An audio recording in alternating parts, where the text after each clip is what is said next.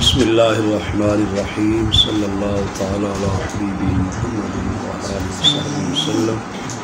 حضرت سیدنا امام بخاری صاحب رحمۃ اللہ علیہ نے یہ باب قائم فرمایا، باب ما یقع من النجاسات فی السمن والماء، جو نجاستیں سمن اور ماء میں، سمن گھی ہے، ماء پانی، جو نجاستیں گھی اور پانی میں گر جائیں اس گھی اور پانی کا کیا حکم ہے۔ یہ ترجمہ الباب حضرت امام بخاری صاحب رحمۃ اللہ علیہ نے قائم فرمایا، اور اس میں حضرت امام زہری، حضرت حماد رضی اللہ تعالی عنہما اور حضرت ابن سیرین، حضرت ابراہیم نخعی رضی اللہ تعالی عنہ، ان اسلاف کے بزرگوں کے اقوال بھی ذکر کیے ہیں، جس سے یہ پتہ چلتا ہے کہ حضرت سیدنا امام بخاری صاحب رحمۃ اللہ علیہ اقوال رجال کو حجت اور دلیل مانتے ہیں، بزرگوں کی بات کو بطور دلیل پیش کرتے ہیں۔ گھی اور پانی میں نجاست کا گر جانا، اس کی مختلف صورتیں ہیں، مختلف اس کے احکام ہیں۔ تو حضرت امام زہری رضی اللہ تعالیٰ عنہ کا جو قول لے کر آئے، لا بأس بالماء ما لم یغیر طعم او ریح او لون، پانی میں کوئی حرج نہیں ہے جب تک اس کا رنگ، بو یا ذائقہ تبدیل نہ ہو جائے۔ یہ اثرات ہیں، ان اثرات میں سے کوئی اثر جب تک زہر نہ ہو جائے پانی ناپاک نہیں ہوتا۔ یہ حضرت امام زہری رحمہ اللہ کا قول مبارک۔ اس میں تفصیل یہ ہے کہ بعض اہل علم تو یہ کہتے ہیں پانی خواہ تھوڑا ہے یا زیادہ ہے، وہ کہتے ہیں کہ نجاست گر جائے، ٹھہرا ہوا ہے، جاری ہے، جیسا بھی ہے، تو نجاست گر جائے تو پانی جو ہوتا ہے وہ ناپاک نہیں ہوتا، جبکہ فقہائے احناف جو ہیں ان کا نقطہ نظر یہ ہے کہ پانی جو تھوڑا ہے اس میں نجاست گر جائے تو وہ ناپاک ہو جاتا ہے، اور پانی جو ٹھہرا ہوا ہے اس میں بھی نجاست گر جائے تو پانی ناپاک ہو جاتا ہے۔ زیادہ پانی جو مائع کثیر جس کو فقہائے احناف شمار کرتے ہیں، اور جاری پانی، اس میں فقہائے احناف یہ کہتے ہیں کہ رنگ، بو یا ذائقہ یہ اثر ہے نجاست کا، یہ اگر زہر ہوگا تو پانی کو نجس کہیں گے، اگر زہر نہ ہو تو پانی کو نجس نہیں کہیں گے۔ فقہائے احناف کا کہنا یہ ہے کہ پانی قلیل ہے تو بہرحال ناپاک ہو جائے گا، بہرحال پانی ناپاک ہو جائے گا اگرچہ نجاست کا اثر ظاہر نہ ہو۔ اگر کثیر ہے تو اس وقت تک ناپاک نہیں سمجھا جائے گا جب تک اس نجاست کا اثر ظاہر نہیں ہوتا۔ تو یہ حکم جو ہے وہ مائع راکد کا ہے، جو ٹھہرا ہوا پانی ہے۔ جو پانی جاری ہوتا ہے وہ خواہ قلیل ہو یا کثیر، اس کا حکم یہ ہے کہ جب تک اثر زہر ہوتا ہے نجاست کا، اثر جو ہے نا جب تک زہر ہے تو اس وقت تک، جب تک اثر زہر نہیں ہوتا اس وقت تک ناپاک نہیں کہیں گے۔ جاری پانی کو جب تک اثر زہر نہیں ہوتا ناپاک نہیں کہیں گے۔ تو یہاں پر جو ہے حضرت امام زہری رضی اللہ تعالیٰ کے یہ قول لے کر آئے کہ جب پانی جو ہے اس میں کوئی حرج نہیں جب تک رنگ، بو یا ذائقہ نہ بدل جائے۔ تو یہ مائع جاری پر بھی بولا جا سکتا ہے فقہائے احناف کے ہاں، اور مائع کثیر پر بھی بولا جا سکتا ہے۔ اور آگے قول لے کر ہے حضرت حماد رضی اللہ تعالیٰ، حضرت امام اعظم ابو حنیفہ رضی اللہ تعالیٰ کے استاد گرامی ہیں، فرماتے ہیں لا بأس بریش المیتہ، مردار کا جو پر ہے نا وہ اگر پانی میں گر جائے تو پانی ناپاک نہیں ہوتا۔ اور فقہائے احناف جو ایک اصول بیان کرتے ہیں اس میں وہ دم مسفوح جو ہے، خون جو ہے اس وجہ سے ناپاکی ہوتی ہے، وہ ناپاک ہے تو وہ جہاں جسم کے جس حصے میں رکا ہوتا ہے اس کو ناپاک کہا جاتا ہے۔ تو پر جو ہوتا ہے پرندے کا زہر ہے، اس کے اندر تو کوئی خون وغیرہ کا جاری ہونا نہیں ہے، لہٰذا جو ہے وہ مردار کا پر جو ہے وہ اگر پانی میں گر جائے تو پانی ناپاک نہیں ہوتا۔ ہاں یہ دیکھا جائے کہ اس پر کے ساتھ نجاست نہ لگی ہو، ہوتا ہے نا پر کے ساتھ ویسے نجاست لگی ہو، آلودہ ہو، تو وہ ایک الگ بات ہے، ورنہ صرف پر کا گر جانے سے پانی ناپاک نہیں ہوتا۔ امام زہری رحمہ اللہ نے فرمایا مردار جو ہے نا جانور، جس طرح فیل وغیرہ، ہاتھی وغیرہ، ان کی ہڈیوں کے بارے میں فرمایا امام زہری رحمہ اللہ نے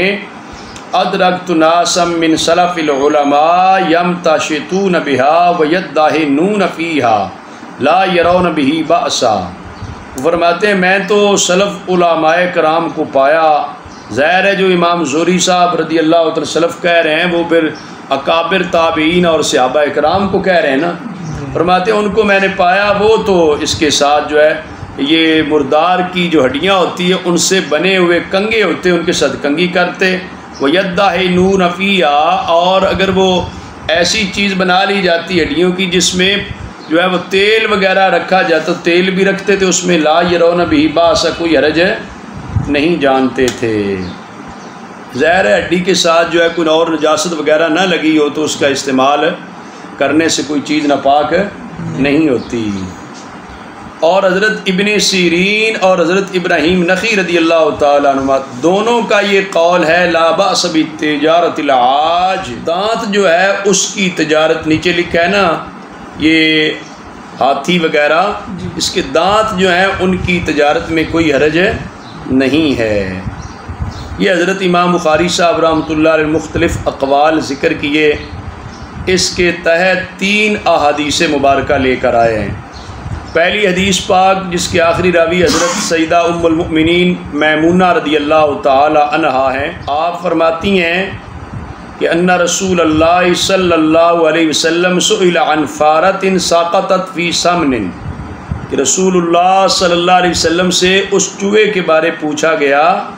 جو گھی میں گر گیا، نبی پاک صلی اللہ علیہ وسلم نے فرمایا القوہا وما حولہا وکلوا سمنکم، فرمایا اس کو اٹھا لو اور اس کے ارد گرد ہے نا جہاں پہ چوہا گرا پڑا جو ہے وہ اس کو نکال لو، اور جہاں پہ وہ گرا اس کے ارد گرد جو گھی ہے اس کو بھی باہر نکال لو، باقی گھی کو کھا لو، باقی گھی کو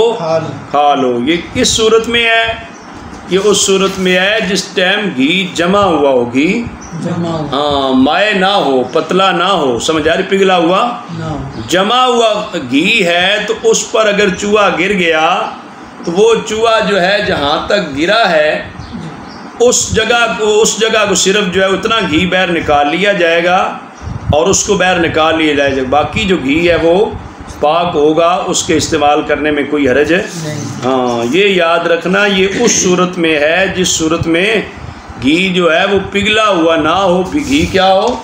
جمع ہوا ہو۔ چونکہ ابو داؤد اور نسائی کی ایک روایت میں آتا ہے وَإِن كَانَ مَائِعًا فَلَا تَقْرَبُوهَا، اگر پگھلا ہوا پتلا ہے نا گھی اس کے قریب نہ جاؤ، مطلب کیا کہ اس کو استعمال نہ کرو۔ یہ فرق ہو گیا کہ پگھلا ہوا گھی ہو پتلا تو اس کا اور حکم ہے، اور جو ہے جمع ہوا گھی ہے تو اس میں اگر کوئی نجاست گرتی ہے تو جہاں تک گری ہے اتنی جگہ کہ اس کو باہر نکال لیا جائے گا، باقی کا استعمال جائز ہے۔ اور اگر وہ پگھلا ہوا ہے پتلا ہے تو اس کے استعمال کا طریقہ بھی فقہ کی کتابوں میں موجود ہے۔ اور یہی حکم جو ہے جو گھی کا حکم ہے یہ آئل کا بھی ہے، شہد کا بھی ہے، اور اسی طرح جو گڑ بنایا جاتا ہے نا اس کی راب ہوتی ہے، ان چیزوں کا بھی حکم یہی ہے کہ اگر وہ جمی ہوئی چیزیں ہیں ان پر اگر کوئی ایسی چیز گر جاتی ہے تو وہ جتنے تک گری ہے اتنی چیز کو نکال لیا جائے گا، باقی کو استعمال کیا جائے گا۔ اور دوسری حدیث پاک جو لے کر آئے وہ بھی سند مختلف ہے، آخری راوی جو ہے وہ حضرت ام المؤمنین میمونہ رضی اللہ عنہ زوج النبی صلی اللہ علیہ وسلم ہے کہ بے شک نبی پاک صلی اللہ علیہ وسلم سے اس چوہا کے بارے پوچھا گیا ساقطت فی سمن، جو گھی میں گر گیا، تو نبی پاک صلی اللہ علیہ وسلم نے فرمایا خذوہا وما حولہا فطرحوہ، فرمایا اس کو لے لو اور اس کے ارد گرد کو، اور اس کو پھینک دو، چوہے کو اٹھا لو اور اس کے ارد گرد کو بھی اس کو باہر پھینک دو، سمجھ آ رہی ہے؟ ہاں اوپر والی روایت میں تھا وَكُلُوا سَمْنَكُمْ، اور باقی جو آپ کا گھی ہے اس کو کھا لو۔ اور تیسری روایت جو یہاں پہ لے کر آئے ہیں حضرت امام بخاری صاحب رحمۃ اللہ علیہ اسی باب کے تحت، اس کے آخری راوی حضرت سیدنا ابو ہریرہ رضی اللہ تعالیٰ عنہ ہیں، وہ فرماتے ہیں نبی کریم صلی اللہ علیہ وآلہ وسلم نے ارشاد فرمایا کل کلم یکلمہ المسلم فی سبیل اللہ یکون یوم القیامت کہیئتھا اذ طعنت تفجر دما اللون لون الدم والعرف عرف المسک او کما قال۔ نبی پاک صلی اللہ علیہ وسلم نے ارشاد فرمایا ہر وہ زخم کل کلم ہر وہ زخم جو مسلمان کو فی سبیل اللہ اللہ کی راہ میں پہنچتا ہے وہ قیامت کے دن ایسے ہوگا کہیئتھا اپنی حیت پر، جس حیت پہ کیا ہوا، اذ طعنت تفجر دمن، جس ٹائم زخمی ہوا ہے تو اس کا خون بہہ رہا ہے نا، اور تازہ خون جس طرح بہہ رہا ہے قیامت کے دن وہ اسی حیت پہ اٹھے گا۔ یہ شہید کی عظمت اور شان بھی ہے کہ وہ اللہ کی راہ میں شہید ہوا، اس کو زخم لگے ہیں، قیامت کے دن اس کی یہ حالت ہوگی کہ وہ بہتے خون کے ساتھ، تازے خون کے ساتھ جو ہے وہ آئے گا۔ اس حالت کے اندر یہ ہوتا ہے کہ جن لوگوں نے ظلم کیا، اسے شہید کیا، ان پر بھی آشکارا ہو جائے کہ دیکھو اتنا بڑا جرم تھا، جو اتنا وقت گزرنے کے باوجود قبر کا مرحلہ گزرا، آگے قیامت آ گئی، پھر بھی وہ اس کے اثر جو ہے وہ موجود ہے۔ جرم کے نشانات باقی ہونا تو پھر جو مجرم ہوتا ہے اسے بڑی تکلیف ہوتی ہے۔ عام طور پہ کیس ہوتے ہیں نا، تو جو مجرم ہوتے ہیں ان کی پہلی خواہش یہ ہوتی ہے کہ نشانات مٹا دیے جائیں، کوئی شہادتیں کوئی گواہی کسی قسم کی نہ رہے۔ تو پھر یہ ہے کہ یہ قیامت کا دن چونکہ یوم عدل ہے، انصاف ہے، ہر لحاظ سے عدل ہوگا، تو اس وقت پھر یہ ہے کہ جو دنیا میں راہ خدا میں شہید ہوئے ہیں ان کے لیے یہ ہے کہ قیامت کے دن اسی حیت میں اٹھیں گے۔ جب وہ مظلومی کی حالت میں اٹھیں گے تو آپ اندازہ لگائیں کہ پھر جن ظالموں نے شہید کیا ہوگا ان پہ کیا بیت رہی ہوگی۔ حضور علیہ السلام نے فرمایا اللون لون الدم، رنگ جو ہوگا خون کا رنگ ہوگا۔ رنگ کیا ہوگا؟ تازہ خون جو بہہ رہا ہے نا اس کا رنگ تو خون والا رنگ ہوگا۔ فرمایا والعرف عرف المسک، اور اس کی جو خوشبو ہے وہ کستوری کی طرح آ رہی ہوگی۔ ویسے خون کی خوشبو جو ہے وہ کستوری کی طرح نہیں ہوتی، الٹا بو ہوتی ہے، اس کی خوشبو نہیں ہوتی، لیکن یہ شہید کو عظمت ملے گی کہ اس کا جو خون بہتا نظر آئے گا اس کا رنگ تو خون والا ضرور ہوگا لیکن اس کی خوشبو جو ہے وہ کستوری کی خوشبو ہوگی۔ اس پر بعض اہل علم نے کہا کہ شہید کا خون جو ہے وہ پاک ہے۔ تو بہرحال یہ جو قیامت کے دن کا معاملہ ہے یہ قدرے مختلف ہے نا، ظاہر ہے دنیا کا معاملہ اور ہے، دنیا میں احکام پہ ہم مکلف اور پابند ہے نا، آخرت کا معاملہ تو اور ہے نا۔ آخرت کے معاملے میں اسے بطور اعزاز بطور انعام جو ہے اسے یہ دیا جائے گا کہ بہتا خون بھی ہے اور ساتھ کیا اس پہ خوشبو جو ہے وہ کستوری کی آ رہی ہوگی۔ اور جس ٹائم صورتحال بدل جاتی ہے چیز کی اس وقت اس کا حکم بھی بدل جاتا ہے، اس وقت اس کا حکم بھی بدل جاتا ہے۔ ہاں، دنیا میں خون جو ہے وہ ناپاک ہے، اب قیامت کے دن جو خون آ رہا ہوگا وہ پاک ہوگا۔ سمجھ آ رہی ہے؟ صورتحال بدل جاتی ہے تو اس کا حکم بھی بدل جاتا ہے نا، چیزوں کی جو حقیقت ہوتی ہے وہ بدلنے سے۔ یہ شہید کے خون کی عظمت ہے نا، اسی طرح ہی قیامت کے دن اٹھے گا۔ باقی خون کا حکم اور ہے، شہید کا حکم شہید کے خون کا حکم اور ہے۔ اگلا باب قائم کیا حضرت امام بخاری صاحب رحمۃ اللہ علیہ نے، البول فی الماء الدائم، البول ٹھہرا ہوا جو پانی ہے اس میں پیشاب کرنے کا حکم کیا ہے؟ کیونکہ پچھلے باب میں یہ چیزیں ذکر ہو چکی کہ کوئی نجاستیں اگر گر جاتی ہیں پانی میں تو ان کا حکم کیا ہے۔ میں نے بتایا کہ کچھ اہل علم کی رائے تو یہ ہے کہ وہ نجاست گر جائے، خواہ پانی تھوڑا ہے، ماء قلیل ہے یا ماء کثیر ہے، جاری ہے، رکا ہوا ہے، وہ کہتے ہیں نجاست گر گئی تو پانی ناپاک ہو جاتا ہے۔ جبکہ فقہائے احناف کے ہاں کیا ہے، اس کی تفصیل ہے۔ اگر ماء قلیل ہے تو اس میں نجاست گر جانے سے خواہ تھوڑی سی نجاست بھی گر جائے وہ ناپاک ہو جاتا ہے پانی۔ ماء کثیر ہے تو اس کا حکم یہ ہوتا ہے کہ اس میں رنگ یا بو یا ذائقہ، یہ اثر ہے نا نجاست کا، اثر زہر ہوتا ہے تو پانی ناپاک ہے، اثر زہر نہیں ہوتا تو پانی پاک سمجھا جاتا ہے۔ اور جو جاری پانی ہوتا ہے اس کا حکم کیا ہوتا ہے؟ اس میں وہ خواہ تھوڑا ہو یا زیادہ ہو، جاری پانی ہے نا، جاری پانی کا حکم یہ ہوتا ہے کہ اس میں رنگ یا بو یا ذائقہ زہر ہو تو ناپاک ہوتا ہے، زہر نہ ہو تو ناپاک نہیں، اور پھر اتنی دیر تک ہی اس کو ناپاک سمجھیں گے، جاری پانی ہے نا، جب تک اس کا رنگ یا بو یا ذائقہ زہر ہوا ہے نا، وہ جتنی دیر زہر ہوا ہے اتنی دیر تو ناپاک ہے، وہ آگے گزر گئی ہے نجاست زہر، تو پھر بعد میں اس کو پانی کو پاک ہی سمجھا جائے گا، بعد میں پانی کو پاک سمجھا جائے گا۔ یہاں پر جو روایت لے کر ہے حضرت ابو ہریرہ رضی اللہ تعالیٰ فرماتے ہیں کہ رسول اللہ صلی اللہ علیہ وآلہ وسلم کو فرماتے سنا، نحن الآخرون السابقون، سبحان اللہ، حضور نے کیا فرمایا؟ نحن الآخرون السابقون ہیں، آخر آنے کے لحاظ سے آخر ہیں، قیامت کے دن سبقت لینے والے ہیں۔ یہ حضور علیہ السلام اور آپ کی امت کو اعزاز ملے گا۔ حضور علیہ السلام کا ایک ارشاد گرامی ہے نا، اس وقت تک جنت میں کوئی نہیں جائے گا نبی جب تک میں نہ جنت میں جا لوں، اور اس وقت تک جنت میں کوئی امت نہیں جائے گی جب تک میری امت نہ جنت میں جا لے۔ سمجھ آ رہی ہے؟ تو یہ آئے تو آقا حضور خاتم النبیین بن کر آئے، سب سے آخر میں آپ تشریف لائے، لیکن قیامت کے دن سب سے پہلے جو قبر حشر ہوگا، قبر کا حشر ہوگا، قبریں کھلے گی، حضور علیہ السلام کی امت جو ہے سب سے پہلے نکلے گی، دفن ہونے کے لحاظ سے آخر میں، اٹھنے کے لحاظ سے گویا کہ برزخ میں تھوڑے لمحے، تھوڑا وقت ملے ہوگا جو ہے امت محمدیہ۔ سمجھ آ رہی ہے؟ قیامت کے دن حشر برپا ہوگا تو حضور علیہ السلام سب سے پہلے اپنے روضہ انور سے نکلیں گے، تو یہ حضور کی امت جو ہے اس کو بھی اعزاز ہوگا کہ باقی امتوں کی بجائے